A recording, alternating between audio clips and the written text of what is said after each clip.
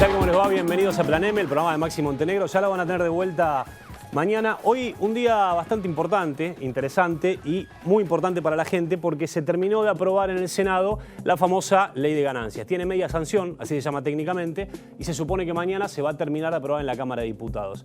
Esto es importante y es dramático al mismo tiempo. Importante porque después de 12 meses de gestión de Macri, finalmente hay una ley que en teoría beneficia a cientos de miles de trabajadores. Le saca de plata del bolsillo para poder redistribuirla mejor, o le deja de sacar plata, así se dice. La idea es que mañana se apruebe, se supone que no va a haber ningún altercado y ya está todo consensuado con los gremios, con la oposición. Se sentó el gobierno el domingo con Massa, con sushi y sin sushi, hubo como dos cenas paralelas y mañana va a estar terminado el tema. Un par de reflexiones rápidas. Si este proyecto era tan importante, ¿no hubiera sido más fácil que se pongan de acuerdo antes de la telenovela que vimos de ganancias, de Massa juntándose con Kicillof para votar igual, de Kicillof calculando mal la erogación que iba a tener el Estado en 40.000 millones de pesos, del paro del lunes, de todas las reuniones que hubo, de un Senado que dejó de lado todas las leyes que le importan a la gente, las que protegen a los testigos, para tratar solamente esto? ¿No hubiera sido más fácil? Digamos, uno cuando vota a un político, lo vota en función de la representación y le gusta a la gente que los políticos le resuelvan los problemas, para eso están. Yo entiendo que debería haber sido esto un poco más rápido y que no había necesidad de votarlo a 2 días de que termine la gestión. ¿Por qué? Pues se supone que mañana y el viernes son los últimos días de la gestión del año. El domingo Macri se va a Villa La Angostura, a Cumelén, a un country, un barrio privado, a descansar y va a volver recién la primera semana de enero, 3, 4, 5, 6, 7, 8, no se sabe qué día, pero se va a tomar 2 semanas de descanso. O sea que formalmente quedan 2 días de gestión. Después en la última semana del año, el gobierno va a entrar en esa flotación de que no pase nada. Mañana es el último día importante del año. Si se termina por aprobar ganancias, ya no hay nada más importante para este año. Un par de cosas que quería charlar antes de presentar a los invitados. Hay un tema que tiene que ver también con la ciudad tomada. Ustedes hoy saben, hubo un montón de piquetes en un montón de lugares, desde gremialistas del juego que se quejaron por el nuevo impuesto a las ganancias, que les come parte de los ingresos, hasta organizaciones sociales que se quejaron por el juicio a Milagros Sala. Hay un tema ahí que es bastante importante, que tiene que ver con las expectativas que tenían el electorado del gobierno de Macri. Acá hay un montón de analistas políticos, después nos van a ayudar a pensar, pero hay un tema que no está logrando resolver el gobierno, que es la calle.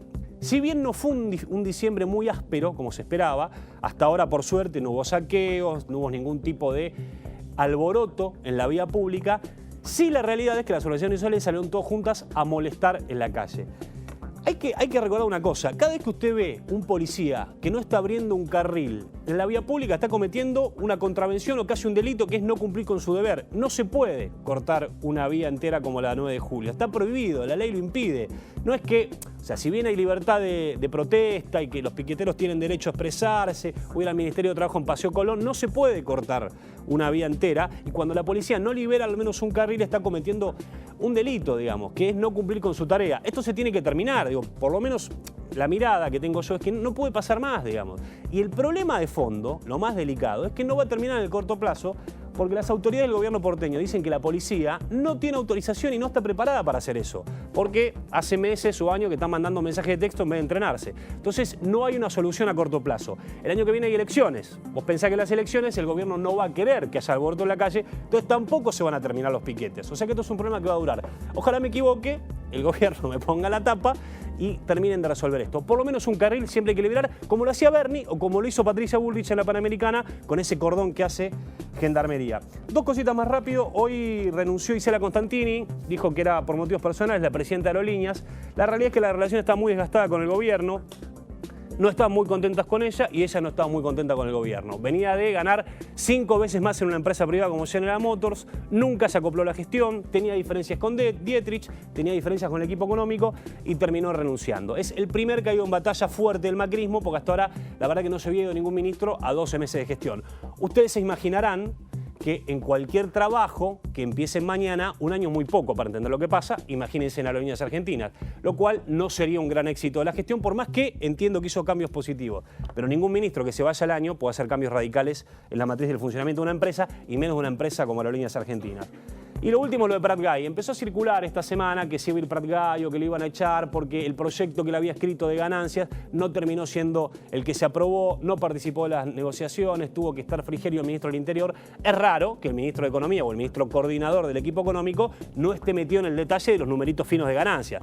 Uno no está acostumbrado en este país a ver eso, que un ministro que sabe que tiene el Excel de la gestión no está con el lapicito moviendo los detalles del proyecto. Bueno, ahí se supone que por ahora va a seguir. Una vez un funcionario, cuando estaba empezando este gobierno, me dijo una frase y quiero que piensen mucho en esto, que tiene que ver con que todos los ministros que están gobernando este país son ministros de transición, son pilotos de tormenta. El avión, entiende el gobierno, salvo Delgado que está acá, que está muy bien, porque ya es funcionario y se va a enojar que digo esto, el gobierno veía la gestión como un avión que iba en picada. Los pilotos que están manejando este país son todos pilotos que tienen que saber manejar el avión en pleno aterrizaje forzoso. Después van a venir otra camada de funcionarios que supone que son los que van a hacer volver a despegar el avión. Esto no lo digo yo, lo dicen los funcionarios. Puede ir perfectamente para el caso de Prat Gay. No está claro todavía si van a seguir, si lo van a mantener. La verdad que este país está manejado por Marcos Peña, Lopetegui y Quintana con el aval de Macri. Vamos a ver el primer tape del día que tiene que ver con todo lo que pasó de ganancias. Media sanción en el Senado y mañana se termina de tramitar en diputados. El actual oficialismo y el presidente Macri prometió en campaña y muchos argentinos y argentinas lo votaron diciendo que lo iba a eliminar. Obviamente hoy no lo estamos eliminando y ese es un problema del oficialismo. Como también es un problema nuestro, porque también es cierto que durante 12 años de gobierno no tocamos las escalas y durante los últimos 2 años levantamos el mínimo no imponible. Estábamos, la verdad, en un conflicto que de alguna manera iba a generar un costo fiscal muy grande. Hemos sabido encontrar una puerta de salida y también la apertura de un gobierno que se avino a este requerimiento del Senado y hoy nos permite, en tiempo, sorteando los temas reglamentarios, poder dar luz a un viejo proyecto, un viejo anhelo.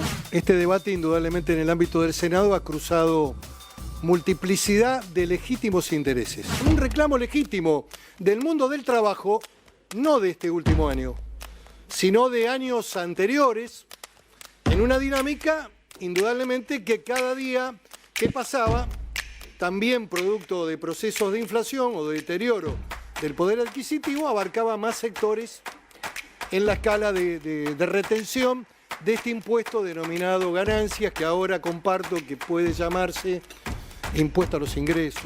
Se vota en general.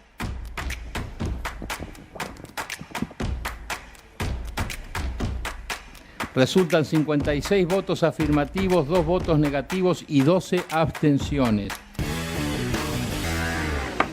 Bueno, seguimos en Plan M, estamos con el señor Ricardo Delgado, que es subsecretario de Coordinación, ¿no?, de la obra pública. ¿Es el tipo que maneja la obra pública en este país o uno de los que maneja la obra pública? No, no sea humilde, que ahora usa barba, un dato importante. Lucas. ¿Arranca la obra pública o no arranca? Buenas noches, Lucas. ¿Cómo te va? Ya está arrancando la obra pública. Después de un primer semestre complicado en donde tuvimos que hacernos cargo de enormes problemas administrativos, faltas de expedientes, pagos que se hacían sin los correspondientes papeles en orden, hoy podemos decir que a partir del mes de agosto estamos batiendo incluso récords en materia de ejecución de obra pública. Vamos a terminar el año cumpliendo prácticamente con todo el crédito presupuestario. Y te diría que lo más importante, porque como vos decís ya el año termina, para el año que viene vamos a ver los frutos de una manera mucho más concreta, mucho más activa. Por ejemplo, hay empresas como AISA que está licitando una licitación, o está haciendo una licitación por día. Eso se va a empezar a ver en la calle a partir de enero, febrero del año próximo, y así en muchas otras áreas. ¿Fue muy difícil cuando llegaron? Pues siempre se dice que perdieron 1 o 2 trimestres en ordenar todo hasta que pudieron empezar. Perdimos eso, pero en realidad ganamos, porque me parece que lo que había que cambiar era la matriz de gestión de la obra pública, ¿no? Y de la infraestructura en general. Yo no quisiera solamente hablar de obra pública porque me parece que lo que necesita la Argentina es invertir en infraestructura y allí además tenemos que pensar en la inversión privada. Sin inversión privada, no solo en áreas como la industria o el campo, sino también en la infraestructura, va a ser muy difícil que la Argentina pueda crecer de manera sostenida, que es lo que todos queremos. ¿Quién paga las obras que se hacen? ¿Las paga el Estado? Hoy ¿Vienen inversiones de afuera? Por ejemplo, ahora hicieron una licitación de energía eólica que vinieron inversores de afuera.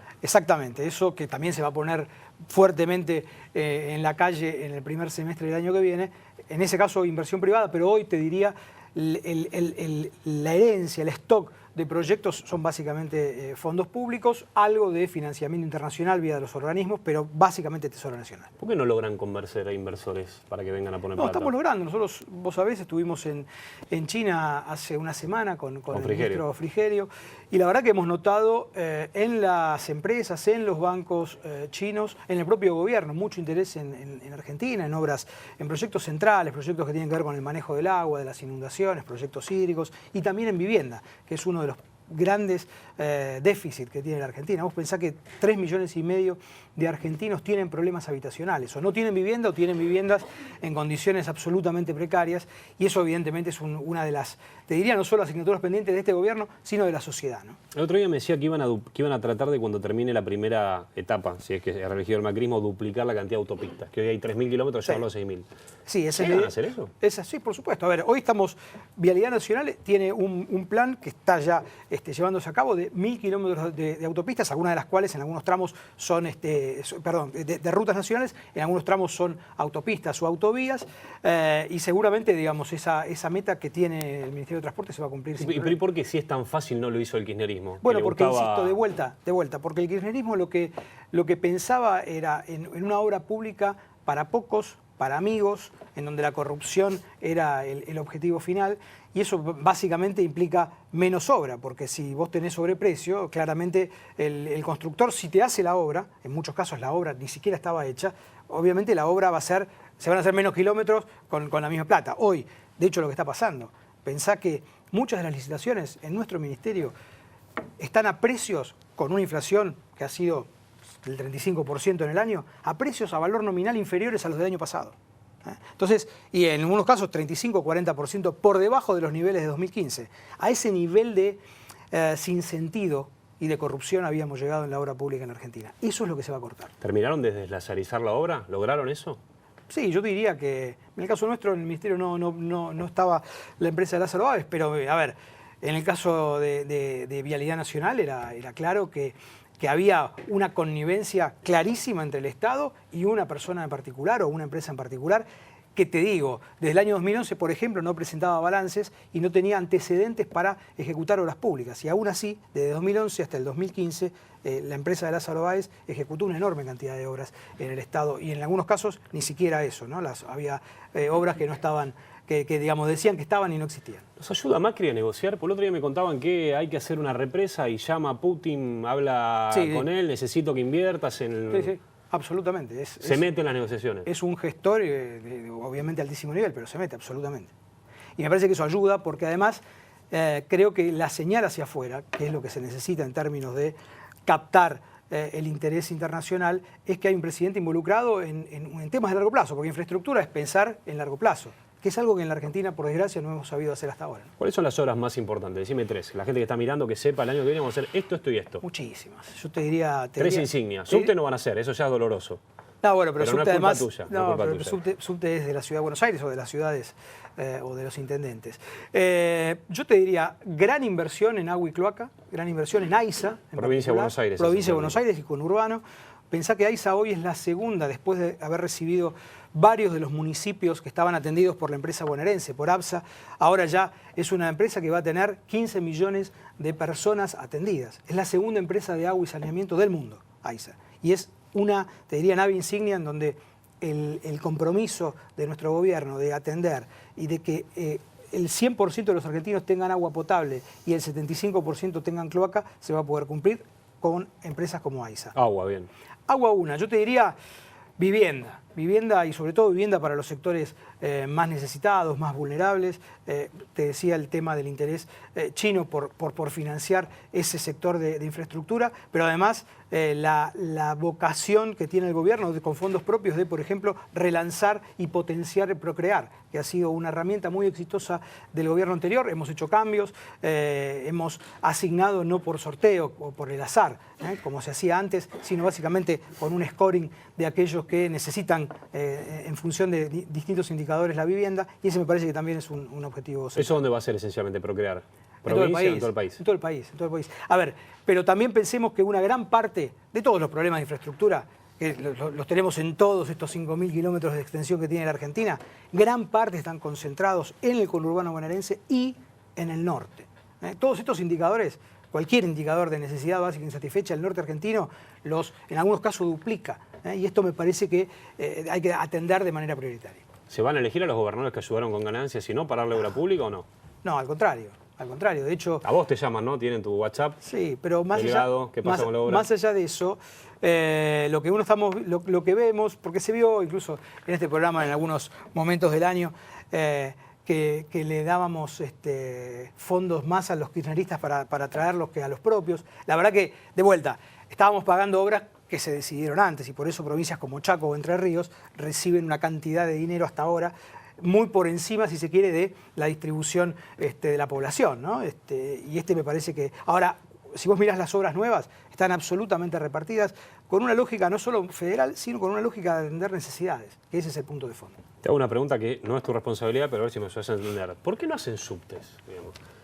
¿Por qué? Dietrich siempre dice no hay que hacer subte porque no sirve para nada, el Metrobús. Hay digo, vos como responsable de la obra pública. No, pero... es algo que realmente dinamiza la economía de un país, hacer líneas de subte que vayan a otros lados. A ver, para hacer subtes hay que tener una densidad que en la ciudad de Buenos Aires lo podemos discutir, pero digamos, incluso ciudades grandes como Rosario o Córdoba quizá tienen modos más eficientes de transportar a sus ciudadanos en términos de costo-beneficio de la inversión.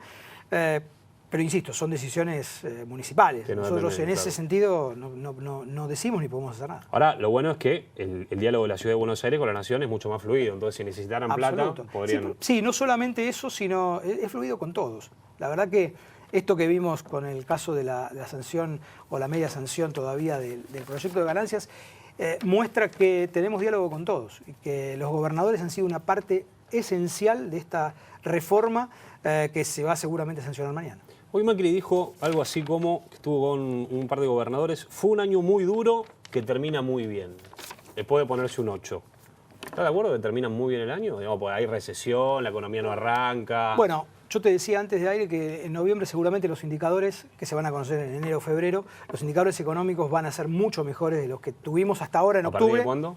Los datos de noviembre, que se van a empezar a publicar en enero, febrero, sí. Digo, porque hay un rezago en términos de la provisión de indicadores información. De construcción, de construcción, de producción de acero, de producción de cemento, de producción Cemento digamos, Portland, por ejemplo, está creciendo. Cemento Portland, por ejemplo. Sí, el asfalto, por ejemplo, creció fuerte en el mes de septiembre. Digo, hay indicadores, hay indicadores. Ahora, por supuesto que ha habido un proceso de normalización macroeconómica que implicó un parate de la actividad importante y una caída del ingreso de las familias importante, sobre todo en la primera mitad del año. Ahora también digamos lo siguiente, la herencia fue tal que hubo que tomar medidas desagradables y que en términos de aprendizaje no por el éxito de las medidas que tomó nuestro gobierno, sino fundamentalmente porque la sociedad entendió que no se debía pasar por una nueva crisis. Hemos tenido una salida del cepo sin crisis cambiaria. Digo, esto no es menor. Vos pensás que hace un año y medio la Argentina no tenía dólares para funcionar. Y hoy el dólar ha dejado de estar en la mesa de discusión de los argentinos. Nadie habla del dólar en la Argentina. Y esto me parece que es un salto en términos de calidad social y cívica importante. ¿Cuánto tarda? Vos sos economista, digo, entendés perfectamente lo que está pasando y además tenés la lapicera de la obra pública. ¿Cuánto va a tardar en derramarse ese efecto del repunte de la construcción y del país en la gente? Porque digo, bueno, yo veo kioscos vacíos, comercio de ropa muertos. Absolutamente. Y digamos, nosotros que caminamos todos los días, como siempre, por la ciudad y por los distintos lugares del país. ¿Es un mes? ¿Son 2 meses? Lo vemos y no duele, lo vemos. Esto es así. Uno ve avenidas con locales cerrados. Esto es así. Ahora, el derrame va a empezar a llegar el año próximo. Yo te diría que a partir de, o sea, en 7 días. Febrero, marzo, yo creo que se va a empezar a ver. Pensar que vamos a salir de 5 años de un lustro de estancamiento económico. Digo, el último mandato de Cristina Fernández de Kirchner y nuestro primer año han sido complicados en materia económica. El ingreso real de los argentinos es más bajo del que teníamos hace 5 años atrás. Y eso no hay magia, Lucas. A ver, si hay algo que en la economía no existe, es magia. ¿El año que viene qué quiere decir? ¿Febrero, marzo? Yo creo que en febrero o marzo se van a empezar a ver cada vez más sólidos los indicadores estos que te estoy marcando. O sea, vos decís que van a llegar a las elecciones cómodos. No sé si cómodos, pero digo, a ver, en materia económica, insisto, no hay magia, el año que viene no vamos a crecer al 8%. Digo, esto es así. 4,5%. Pero la Argentina puede crecer, yo creo que por encima del 3% que estamos previendo en el presupuesto. Cuando uno mira el consenso de los analistas, de mis colegas, muestran eso, con una inflación además que va a ser la mitad de la de este año. Y esto también es un dato. O sea, crecer con menos inflación, la mitad de la inflación, me parece que es un éxito importante, de vuelta, después de 5 años de estancamiento. Gracias. Gracias, Lucas. Vamos a ver qué dijo Federico Pinedo sobre el proyecto de ganancias y ya volvemos. ¿Podría haber ahorrado el gobierno Pinedo el dolor de cabeza de estos días si, por ejemplo, hubiese iniciado un diálogo con los gobernadores, con la oposición antes de presentar el proyecto? Objetivamente sí. Objetivamente sí. Es decir, este acuerdo que hicimos en estos pocos días se podría haber hecho antes. Pero a lo mejor las cosas se dan de una manera en que se tienen que dar, ¿no? Que es necesario que pasen ciertas cosas y que se vean ciertas durezas en las posiciones para que después se puedan ablandar y buscar un camino de racionalidad. Así que, bueno, nosotros celebramos que hayamos apostado doble por el acuerdo en lugar de apostar simple por la confrontación. Ahora que se hace voto. Bueno, estamos con Felipe Solá, diputado del Frente Renovador. Felipe, ¿cierran un buen año? ¿Se ponen 8 como Macri? No, yo no me calificaría. Es como poner la cabeza para que te peguen. No. Nosotros laburamos mucho más que los otros años esto. Yo hace unos cuantos años que estoy en diputados y este ha sido el año de mayor cantidad de trabajo. Mayor cantidad de horas de trabajo. Que hace laburar Massa, digamos. Mucho más. No, Massa no. También la circunstancia de ser nosotros una especie de bloque árbitro.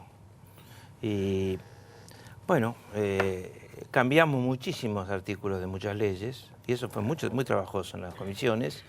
Y la verdad es que, bueno, creemos que aportamos bastante a la gobernabilidad y respetamos bastante lo que se podría llamar el primer año de un gobierno al que no hay que poner palos en la rueda, aún en la duda y dentro de las discusiones al interno que tenemos en el Frente Renovador sobre algunas leyes. ¿Por qué cuesta tanto? Solo de 20 leyes que llegaron importantes, sí, votamos 18 a favor. Con Macri, con el sí, oficialismo. Cambiando muchísimas sí, cambiando cosas, ¿no? ¿Por qué cuesta tanto? Y 2 en contra, que fueron la de doble indemnización, sí, que horas después fue vetada, y la de ahora, digamos, a favor, en contra del gobierno, la ley de ganancias. ¿Por qué cuesta tanto que un Congreso en el primer año de gestión se ponga de acuerdo para aprobar algo tan importante como ganancias? Digo, porque había un proyecto del gobierno, Massa lo primerea, se pelean, se juntan con Kicillof y los diputados de Debido. Digo, ¿era necesario todo eso? ¿No te parece innecesario? Acá primero quiero decirte que a través del año, sí, a pesar de haber sido un año de estancamiento económico, retroceso social, etcétera, todo lo que ya sabemos, digamos, ¿no? Y mucho mayor endeudamiento externo, el mismo o más déficit del PBI que el año pasado, en términos del PBI. A pesar de eso, en diputados las cosas caminaron. Sí, ustedes los números claro, dicen que acompañamos y sí, claro. Bueno, muy bien. Esta ley, precisamente, primero es una ley que empezó mal para el gobierno porque la presentamos y el gobierno se acordó que no la había presentado y la había prometido en la campaña. Ahí estuvieron bien. Entonces llegó tarde con una ley muy floja. Al llegar tarde y con una ley muy floja, perdió en las discusiones y conseguimos 141 diputados que votaron a favor. El gobierno se sacó el presidente, es decir, la primera vez que le sale algo mal... ¿Perdió la calma, decís? Absolutamente. Viste que hay un vidrio que dice emergencia, en caso de emergencia. Rompió el vidrio. El martillazo. Y eso que era una batalla dentro después venía el Senado, después tenía otras chances. Sí. Pero ahí mostró una falta de templanza importante. Fulano, además equivocándose con todos nosotros, ¿no? Cada uno le asignó una historia diferente a la que tenía. Eso hay que recordarlo como final de año. Pero además el gobierno empezó a trabajar sobre los gobernadores, mostrando que existe centralismo en Argentina, que existe una caja centralizada, que hay un 70-30 en términos de ingresos, 70 para el gobierno nacional, 30 para las provincias, y que hay un paisaje injusto de distribución que hace que la mayoría de los gobernadores tenga que disciplinarse. No hay mucho más fuerte que pegarle a alguien, como bárbaramente le pegaron hoy a la diputada Mayra Mendoza, en una gran foto conseguida por Morales. Extraordinaria foto, un morocho grandote agarrándole al cogote a una diputada nacional. En el medio del juicio a Milagro Sala, una foto ¿no? espectacular que solo Morales puede conseguir. ¿Qué piensas de eso, de Milagro Sala? ¿Es una presa política o una política presa? Es una presa política. Ahora, es una presa política. Lo dije siempre. Sí, Ahora, lo que quiero decirte es que el gobierno, disciplinar quiere decir aceptar cómo está el paisaje, que es injusto, y que no lo podés cambiar. Una vez que vos aceptás que no podés cambiar algo, te autodisciplinás. ¿Entendés? Es decir, pedís menos, te retraes, te acomodás a las circunstancias, no te podés pelear con el tipo que te va a decir sí o no para una transferencia absolutamente, digamos, arbitraria, en el sentido que puede ser, no es automática, la decide políticamente un funcionario. Bueno, eso les pasa a los gobernadores, digamos la verdad, ¿no? Y la otra verdad que es que empezaron a discutir cifras que cada vez crecían más, ¿no? Nosotros ya no discutimos las cifras porque ya pasó. Y la gente se pierde con las cifras, sobre todo con las cifras agregadas, 100.000 millones, 120.000 millones. ¿Salió fortalecido más a esto o quedó como la máquina de impedir irresponsable, como dice el gobierno? Absolutamente no. Nosotros hicimos un proyecto de ley, le ofrecimos al gobierno durante una semana a negociar y nos dijo que no. Y al final nos acercamos a ellos, horas antes de la votación, y le dijimos, achiquemos los dos la diferencia. Partamos la diferencia y votemos toda la misma ley. La Casa Rosada dijo terminantemente que no. Perdió y se volvió loca. ¿Fuiste a la cena del domingo? No. No. Lo que digo es, nosotros impulsamos el proyecto. Nosotros nos sentimos bien de haber impulsado un proyecto de cambio. Sí, y que además no fue el proyecto del Ejecutivo, fue un proyecto mejor. Nosotros impulsamos y nosotros respetamos que fuera la CGT, como no podía ser de esta manera, la que finalmente negociara con el gobierno las cifras finales. Bueno, las cifras finales son las que son, veremos qué pasa el año que viene, ¿no? Con esas cifras. Ahora, te hago si el RIPTE, el 1 de enero del 2018, alcanza a que no entren más trabajadores dentro del mínimo no imponible, que no superen el mínimo no imponible. Te hago dos más para así ya te libero. No tengo ninguna gana de liberarme. Perfecto, te invitamos a que te quedes. Pero también te dejarnos hablar a los muchachos que están con los colmillos afuera. Operadores, están en serio, están esperando y no me gusta. ¿No pensás que mucha gente se sintió defraudada este año? Digo, un poco por Macri, porque tenía otra perspectiva, y un poco con el Frente Renovador, que se supone que no iba a juntarse una foto con Kicillof. No, yo no compro para nada la demonización. En primer lugar, creo que hay mucha gente que se desilusionó de Macri, pero que le va a costar mucho aceptar que hay otra posibilidad, porque le falta la otra posibilidad, nos falta para consolidar una oposición que pueda gobernar el país creíble, todavía nos falta. ¿Pero vos tenés algo que ver con eso? ¿Te sentís un poco identificado con el kirchnerismo o no? No, estoy hablando de la oposición, de la oposición a la que yo formo parte, ¿te diste cuenta? Sí, cuando veo el conteo. Sí, claro. Bueno, creo que he sido bastante opositor ante el año. Bastante opositor, sí. Áspero últimamente. Estás enojado, Felipe, me parece, en el fondo. No sé qué No. Y no me lo digas de nuevo. No, pero la verdad es que nosotros consideramos que, digamos que el número de gente que está desilusionada con Macri es el número más importante. Pero también consideramos que no vamos a comprar la demonización. Demonización por la foto del kirchnerismo. Pero claro, a mí no me van a correr con una foto. Pero no está bueno, Felipe. Pero si yo me saco fotos, a mí me sacan una foto con 5 tipos del PRO alrededor, riéndonos o comiendo sushi o lo que fuera, ¿no? O de fin de año con champán, suponete, que no me han ofrecido, no en el programa, sino lo del PRO. Ojo con el community manager, porque no lo borro. Bueno, la verdad es que, no sé, no es chicanero, la verdad es que me pueden sacar la foto que quiera. Todos los diputados nacionales valen uno y fueron votados por el pueblo. Entonces la idea del periodismo, o de quien sea, de que estos son demonios y los otros son buenos, ¿sabes por dónde me la paso? Discúlpame. A esta altura de mi vida me van a decir con quién me tengo que sacar una foto. Me saco la foto con el que se me canta. Obvio. Pero no te lo digo a vos, se lo digo a todos los tipos que dicen una foto con Kicillof. No sean tontos. Pero vos pensás los tipos que siguen a Margarita Stolbizer, que es el templo de la investigación, el templo del ataque a la corrupción, votando con el mismo bloque que debido. Es raro, no es lógico, digamos. Discúlpame, el gobierno votó con el bloque debido una ley que nos obligó a nosotros a cambiar ante esa votación en la que quedamos pagando, tuvimos que cambiar nuestra visión, la ley Pymes. Sí, es verdad. ¿No? Y votaron ellos, y nadie se rasgó las vestiduras. Pero no hubo foto. ¿No? Ah, bueno, entonces si vivimos de foto en foto, fenómeno. Pero yo te digo, esta idea de dejar pasar la foto, no contribuyamos a demonizar. Los acuerdos son acuerdos, y son acuerdos no importa si el acuerdo es con fulano o con sultano, lo que importa es qué acordamos. qué ley acordamos. ¿Cuándo arranca? Y la ley nuestra es una buena ley. ¿Qué te dicen los economistas? Ahora no voy a entrar de nuevo a explicar por qué es una buena ley. No, sí, está claro. ¿Cuándo arranca el país? ¿Cuándo arranca la economía? ¿Qué pensás? ¿Qué te dicen los economistas? Yo coincido con Ricardo Delgado, que estuvo antes, en que el país lleva 6 años con serruchitos de crecimiento y decrecimiento, pero con un promedio que indica que no hemos crecido por habitante. Eso es muy grave. 6 años sin crecer el PBI per cápita es muy grave. ¿Por qué? Porque mucha gente confunde las palabras y cree que hace falta un ajuste. Siempre cuando viene un gobierno nuevo viene un ajuste. Aquí, bueno, ¿a quién va a hacer el ajuste? ¿Quién va a pagar el costo? Etcétera. Aquí el ajuste en todo caso se llamó apertura del cepo y otras medidas y el tarifazo también, ¿no? Por supuesto. Pero empezó mal esto.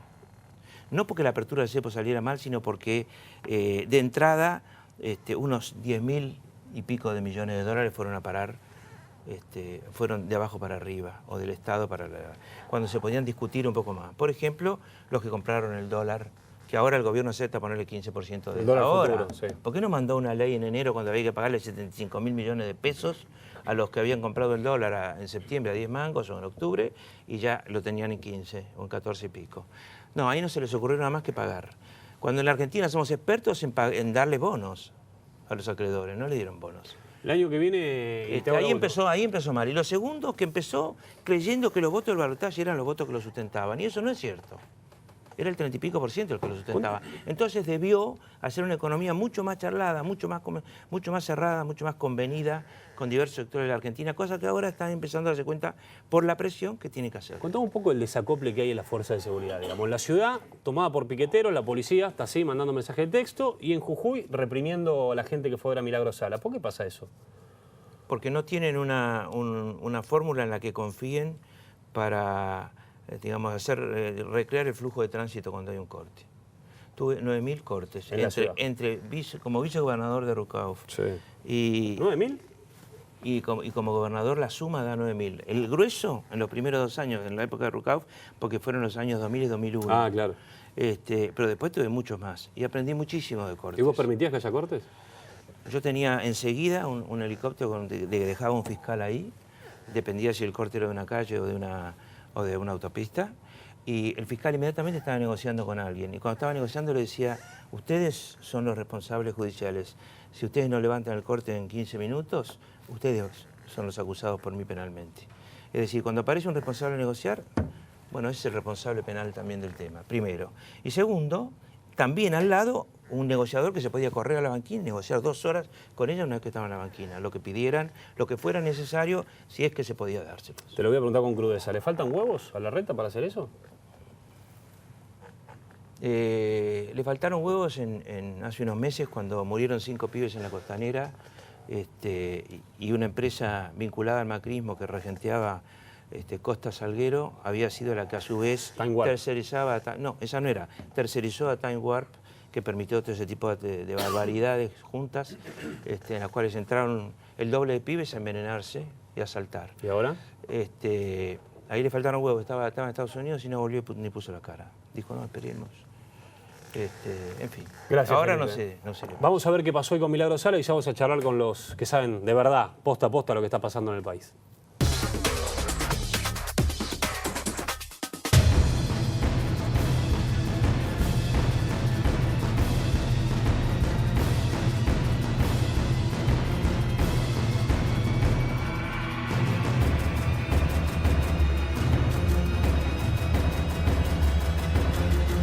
Sí, se hizo una lista que debió hacerse hace 2 horas. La verdad que esto es responsabilidad del que armó el operativo, porque nosotros hicimos todo lo que nos pidieron con el tiempo que nos pidieron.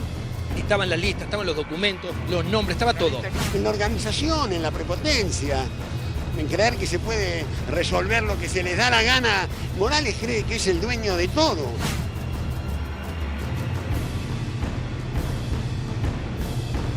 Dos horas la gente bajo el sol, con la lista armada y habiendo hecho todo lo que teníamos que hacer, la policía diciendo no sabemos por qué, la instrucción no pasa a nadie, se empezaron a correr más las vallas, ahí la gente se puso nerviosa, a empujar y llamaron a la infantería y pasó lo que pasó.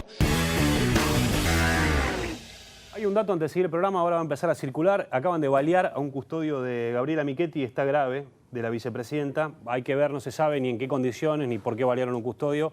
Cuando tengamos un poco más de información les vamos a contar.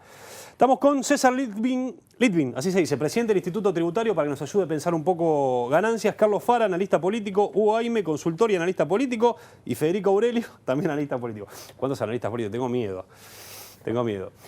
¿Cómo cierra Macri el año? ¿Le ponen un 8 también o no le ponen un 8? Mira, yo terminé una encuesta antes de ayer. 4.7 es lo que me dio, dice la población. Es bueno que el presidente sea optimista, pero tenés un presidente, con la situación que estás, tenés un presidente que no es optimista, yo estaría preocupado. ¿Se lo mandaste a medir cuánto le ponen de puntaje a Macri? Sí, exactamente, porque me pareció, digamos, que el gobierno hizo un desafío con eso y yo le pregunté a la gente entre 0 y 10 cuánto le pone, le puso 4.7. 4.7. Redondeas, o sea, es regular, es igual que el nivel de aprobación del gobierno, que nosotros lo tenemos a un nivel de aprobación de 44 puntos.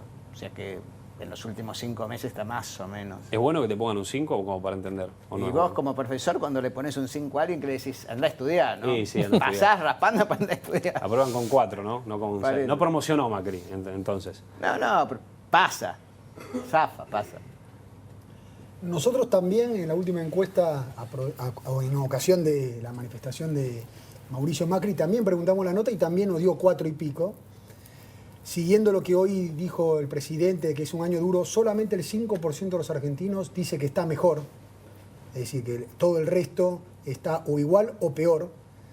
Es cierto que hay un 55% que tiene confianza y expectativas positivas. ¿Todavía es un poco más alto el que tiene expectativas positivas que el que no? Así es. Bien. No así, el apoyo del gobierno sí está equilibrado, inclusive con algún saldo negativo, pero la confianza en el futuro es importante. Entre otras cosas, motiva a este porcentaje importante de la gente que considera que el principal responsable de los problemas que hoy se están viviendo es del gobierno anterior. O sea, la teoría de la herencia sigue estando fuerte. Sigue vigente, en eso ha sido la herencia nefasta, muy exitoso en trascender el segundo semestre el gobierno nacional. Y habrá que ver cómo se desenvuelve este primer semestre de 2017, previo a las elecciones, el bolsillo de la gente y la recuperación del poder adquisitivo para saber cómo evoluciona el humor social con la gestión del gobierno. ¿Caballero? Yo si hubiera sido el presidente no me hubiera puesto nota, la verdad. Y sí, claro, porque abrió todo esto gratis. Porque obviamente, digamos, lo que siempre recomendamos es que, en general, digamos, los gobernantes se pongan, digamos, en un parámetro, te diría, inclusive inferior al que pide la gente, ¿ok? De manera que si vos decís, yo creo que puedo estar en un 6, que la gente diga, no, me parece que puedo estar en un 7, ¿no? Pero no siempre, digamos, que la gente te baje la nota. Me parece que a partir de eso, digamos, genera lo que cuentan los colegas, digamos, una contradicción entre lo que la gente ve en la realidad y lo que el presidente dice. Entonces, ¿es el presidente que está siendo optimista con su tarea o es un presidente, digamos, que no está sintonizando con cómo la gente está viendo cómo va la situación? Lo que pasa es que también depende cómo lo mires, ¿no? Porque ustedes saben que estaba muy fuerte no muy fuerte, pero se hablaba de la teoría del helicóptero, ¿no? Que Macri no llegaba, le iba a hacer un golpe el peronismo, se iba a ir como de la Rúa. Y la verdad que si lo mirás desde esa perspectiva, y bueno, terminó el año con dignidad, digamos, no pasó ninguna crisis institucional. Ahora, del lado del tipo, que es un laburante, que no le alcanza la plata para fin de mes, que le aumentan los impuestos, que hay recesión, que no venden caramelo los kiosqueros, también se deben enojar si el presidente le pone un 8. Por eso también depende de cómo, desde qué lugar lo analice, si desde la teoría del caos o la teoría de que iban a llegar los CEOs que iban a resurgir al país de las cenizas. Litvin, ¿cómo estamos con el tema de ganancias? ¿Estamos de acuerdo, enojados? Quiero dar una opinión un poco polémica. Mucha gente dice no deberían pagar impuestos a las ganancias los asalariados. Sí. Y yo no coincido. Yo considero que una parte del salario es ganancia.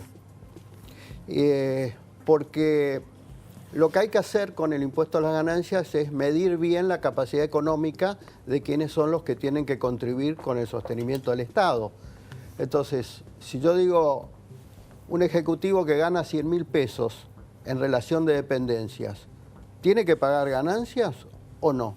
Cobra un salario alto, ¿tiene que pagar ganancias o no? Usted dice que sí. Lo sí. que digo es que hay que medirlo bien. Y la medición correcta es a través de los mínimos no imponibles. Y los mínimos no imponibles, para que la gente entienda, es una frontera que marca a partir de qué momento determinado ingreso o ganancia tiene capacidad para contribuir con el Estado. Por debajo de eso hay que destinarlo en las personas, en los trabajadores, en los asalariados, lo tienen que destinar al mínimo de subsistencia para alimentarse, para vestirse, para educar, para la familia. ¿Usted está de acuerdo con el mínimo de 18 lucas que está hoy? Un panadero que apenas llega a fin de mes con 18 lucas y tiene los hijos que pagan. El problema del mínimo no imponible es un problema que viene desde hace muchísimos años, que no se reconoció 99, ¿no? La inflación, más unas escalas que quedaron congeladas hace 15 años, con lo cual lo que ha pasado en los últimos años es que cada vez hubo más trabajadores que empezaron a pagar impuestos a las ganancias. Y no solamente que empezaban a pagar impuestos a las ganancias, sino pagaban en una alícuota alta, que es el 35%. Con motivo de una inflación no reconocida. Yo creo que este proyecto, que tiene ya sanción del Senado, es un proyecto que ha tenido buen debate, ¿sí? Y es un proyecto muy superador de lo que estaba vigente y de lo que se viene. Digamos, usted como especialista lo conformó el proyecto, ¿le parece racional? Es un proyecto bueno dentro de las condiciones de un gran déficit fiscal. A lo mejor debería ser más generoso en fijar un mínimo no imponible más alto. Pero hay un ajuste de un 23% y tiene una gran virtud que se estaba esperando hace mucho tiempo para que dejemos de hablar de una vez por todo el mínimo no imponible. Va a tener actualización automática. A partir de 2018. Claro, bueno, ya tiene un ajuste del 23%, a partir del 2018 va a tener actualización automática. Si esa actualización anda bien por el índice elegido, que es un índice salarial, yo creo que deberíamos olvidarnos del mínimo no imponible por un tiempo largo. Y lo que tiene de virtud este proyecto es la modificación de las escalas, para que la gente entienda qué son las escalas. El impuesto a las ganancias para el trabajo tiene alícuotas progresivas. Eso significa que paga más porcentaje de impuestos quien más gana. Entonces, las alícuotas progresivas empezaban en el régimen vigente hoy en el 9%. Hoy, el proyecto que fue aprobado empieza en el 5%. O sea que la gente que va a empezar a pagar impuestos a las ganancias va a pagar no un 9, sino un 5%. Se ponen 2 escalones más. Eso significa que los crecimientos del monto del impuesto va a ser más gradual, no va a pegar tanto y se va a tardar un poco más en llegar al 35%. Tiene como bondad también que se incorporan nuevas deducciones de alquileres, que me parece perfecto. Horas extras. Horas extras no como deducción, sino una parte de las horas extras, no toda, claro, sino el exceso de la hora extra respecto de la hora ordinaria va a quedar exento de impuesto, que es una medida importante. Esto va a aliviar un poco el bolsillo de los que hacen horas extras. Déjeme mostrarles lo que dijo hoy Macri, así charlamos un poquito de lo que dijo el presidente, sobre todo sobre este tema.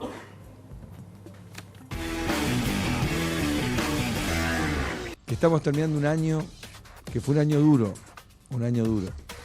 En muchos lugares hubo que poner el hombro.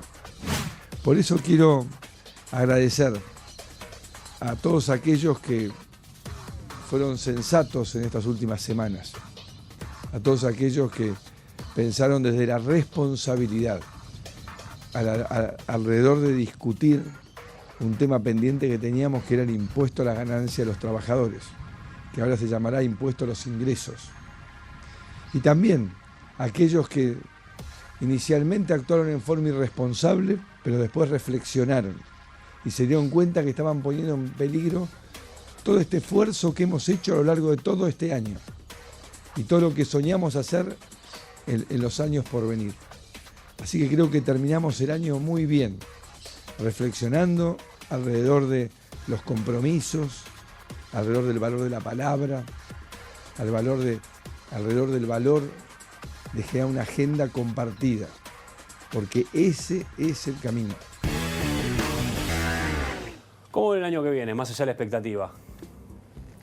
A mí me parece que el año que viene se va a definir en marzo-abril, ¿no? Si la gente cuando volvió de vacaciones, empiezan las clases, ve que la cosa empieza a funcionar, me parece que el gobierno tiene un buen hándicap, si no se le va a complicar. ¿Pero por qué en marzo? ¿Porque arranca la economía o porque la gente vuelve de vacaciones y está con la cabeza metida en...? No, porque empieza el año. Empieza el año, claro. Pensemos lo siguiente. Yo coincido con Federico. la gente está con 50% más o menos, en grandes números, está con una expectativa positiva. Ahora, el núcleo duro del gobierno, cuando vos decís, bueno... Los amarillos, ¿no? No, la gente que vos... Olvídate la política, porque la política son 5 personas. Cuando vos preguntás, dígame, ¿usted lo banca a muerte a Macri?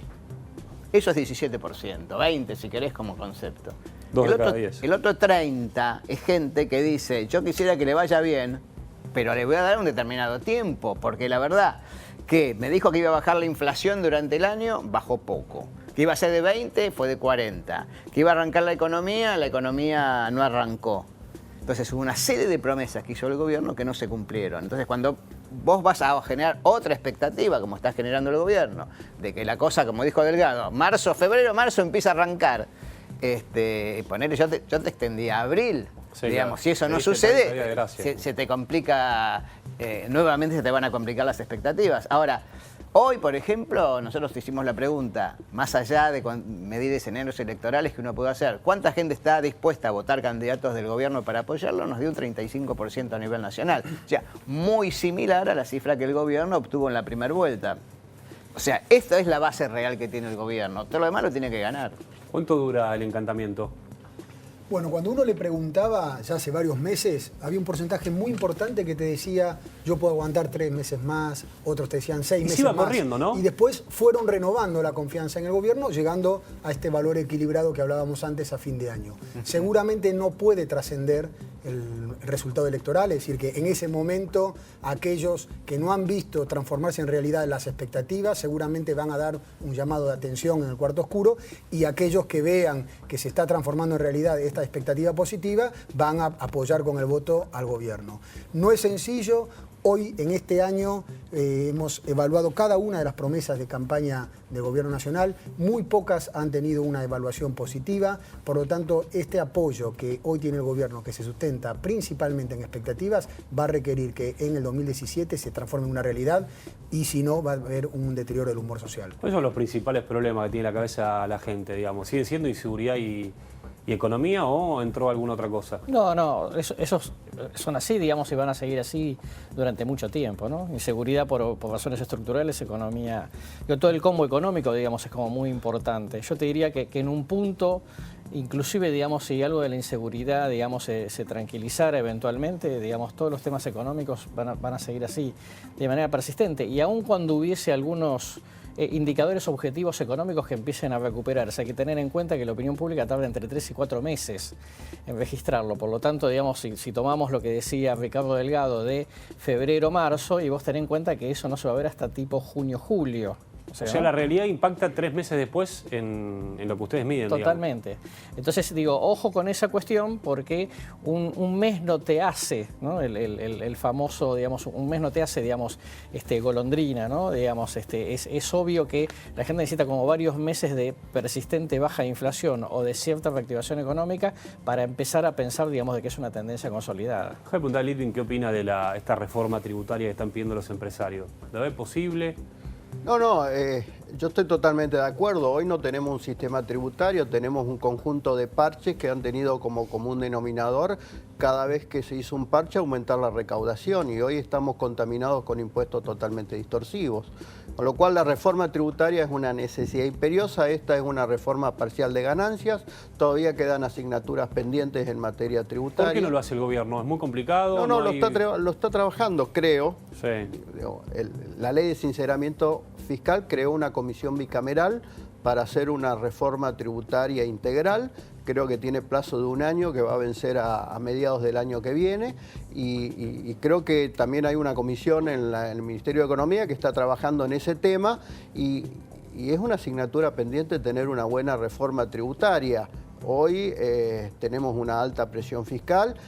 Yo creo que el gobierno de Macri, respecto de todo lo que prometió en materia de impuestos, ha bajado los impuestos, eliminó las retenciones de exportaciones, salvo de la soja, eliminó el impuestazo de los autos, eliminó las retenciones y las percepciones de las tarjetas de crédito, levantó en marzo un poquito levemente el mínimo no imponible, ha hecho cosas respecto del tema de la presión fiscal, pero estamos necesitando una reforma tributaria integral. Quiero dar dos aspectos muy importantes de las señales.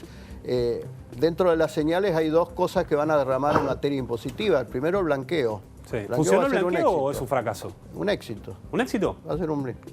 Yo creo que ya se va a llegar hasta fin de año cerca de los 60.000 millones de dólares y en marzo va a haber otro pico con gente que declara inmuebles que les conviene esperar hasta marzo, gente que ha especulado un poco con los bonar y también va a derramar un poco el consumo de la gente que en enero, febrero, marzo va a dejar de pagar impuestos a las ganancias.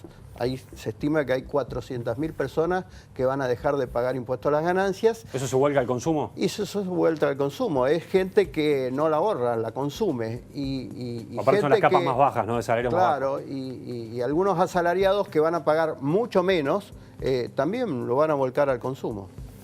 ¿Cómo se imaginan, tenemos poco tiempo, pero puede cada uno contar lo que piensa, cómo se imaginan este gobierno de acá a un año? ¿Cómo se imaginan el 22, estamos a 23, ¿qué estamos? 21. El 21 de diciembre de 2017, futurología. Verano del 2017. Verano. Un gobierno que perdió las elecciones, que las ganó, que llegó bien económicamente. No, yo creo que va a ser un gobierno que la lógica me indica que va a ser un gobierno que va a salir en paridad electoral, va a incrementar... ¿Qué quiere decir paridad electoral? Digamos, a mí me parece que hay que pensar que va a obtener los mismos votos que obtuvo en la primera vuelta. Quizás 34, un poquito más, 35. un poquito menos, sí, más o menos. O sea, gana las elecciones.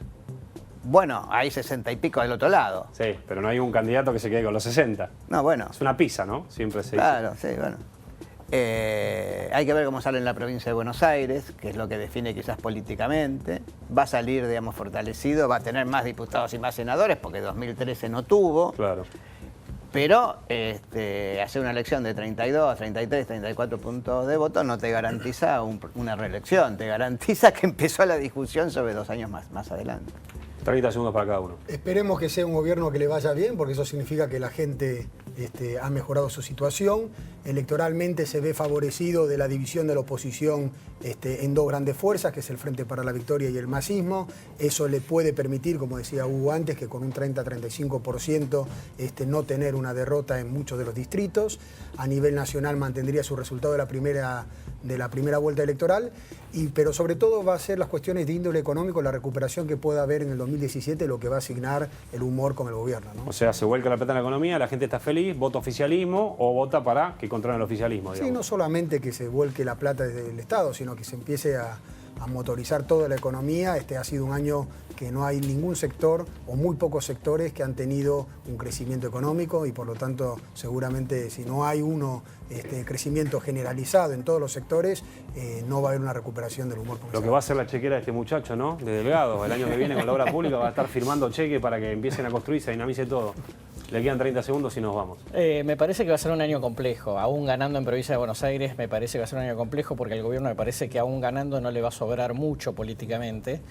Me parece que aún, digamos, con oposición fragmentada, etcétera, no es que va a tener el gran resultado que lo consolide, digamos, como para tener expectativas. Me parece que va a tener que seguir remando de acá al 2019, ¿no? ¿La pasaron bien? Sí, súper. Bien, termino el programa, le pido disculpas, pero si no, tenemos que leer eso. Gracias de verdad por todo, ¿eh? Si no tenés un Smart, no importa, porque a partir de ahora Telecentro convierte todos los televisores en Smart. Con el nuevo Deco de Telecentro tenés acceso directo desde tu control remoto a las mejores series y películas de Netflix, al mejor contenido de Telecentro Play y ahora también a YouTube. Netflix, Telecentro Play y YouTube, todos del control, para que disfrutes los mejores videos en tu casa. Tan fácil como cambiar de canal para que veas lo que quieras, cuando quieras, donde quieras. Con Telecentro tenés internet de 20 megas, Wi-Fi, televisión HD, telefonía, acceso directo, Netflix, Telecentro Play y ahora también YouTube.